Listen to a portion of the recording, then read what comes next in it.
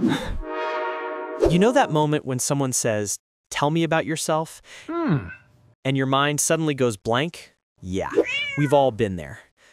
It could be the first day of class, a job interview, or just meeting someone new. And your brain's like, wait, what do I say? Well, don't worry. By the end of this video, you'll know exactly how to sound natural, confident, and totally you. Let's start with my own example. I'm Jack from Canada, and I teach English right here on Talk Fluent TV. Teaching is one of my favorite things. But here's the truth. I didn't always feel confident talking about myself. I used to freeze up.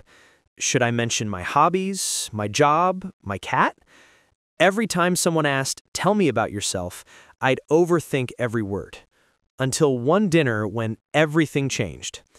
I was 16. My mom, a school teacher, was turning dinner into a mini classroom. My dad, who ran a small cafe, could turn any chat into a story. And my sister was practicing violin in the corner. The house was full of laughter and warmth. Then, our new neighbor knocked on the door. My dad smiled and said, "Jack, why don't you introduce yourself?" And my brain froze. I'm Jack. I study English.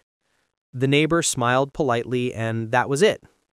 Then my dad whispered, "Tell her about the garden." So I took a breath and said, "Well, last summer my mom and I planted tomatoes in our backyard. We ruined half of them, but the ones that grew were amazing." The neighbor laughed, asked questions, and suddenly we were talking like friends. That's when I realized something powerful. People don't connect to facts. They connect to moments. So, next time someone says, "Tell me about yourself," don't list your resume. Share a small, real detail that shows who you are. Like, I'm Jack. My mom's a teacher, and she taught me to stay curious. Or, I grew up in a family that loves cooking, so I always talk about food first. Tiny stories like that make your intro real, human, and memorable. All right, your turn. Think for 5 seconds, what's one small detail about your life that says something about you? Go on, say it out loud. Don't overthink it. Ready? Good. Now, let's shape it for different situations. In a classroom, keep it friendly. "Hi, I'm Jack. I'm from Canada, and I'm learning English because I love meeting people from different countries. In my free time, I paint and read adventure stories." At a party, be relaxed. "Hey, I'm Jack. I teach English, but I'm also a bit of a travel addict. I love trying new foods and exploring small local spots." In a job interview, stay clear and professional. "My name's Jack. I've taught English for 5 years. I focus on helping students build confidence, and I'm passionate about creative learning." Same person, just tuned to the situation. Now, here's the secret ingredient that makes your introduction stick. Your hobbies. They show your personality, and they're easy to remember. Here's the formula. Name plus role/reason plus hobby plus one vivid detail. Example. I'm Jack. I teach English, and I paint on weekends. I love turning coffee stains into backgrounds. Or, I'm learning English because I love to travel.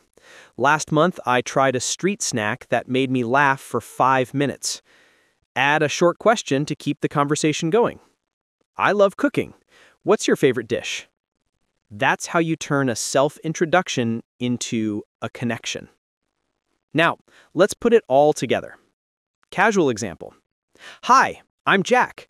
I'm from Canada, and I teach English. I live with my younger sister, and I love painting and watching comedy films. It's great to meet you. Formal example. Hello, my name is Jack. I'm from Canada, and I've been teaching English for 5 years. I have a small family and enjoy hiking and reading history in my free time. I'm glad to be here today. See? Short, clear, real. Confidence doesn't come from perfection, it comes from practice. So, practice your lines, record yourself once, and notice one thing you could make smoother. The goal isn't to sound perfect, it's to sound like you. And if today's lesson helped you feel even a little more confident, then you've already improved. All right, that's it for today. If you found this helpful, make sure to subscribe to Talk Fluent TV, hit that like button, and share this video with a friend who's learning English too. Keep practicing, stay confident, and remember, your story is always worth sharing. See you in the next lesson.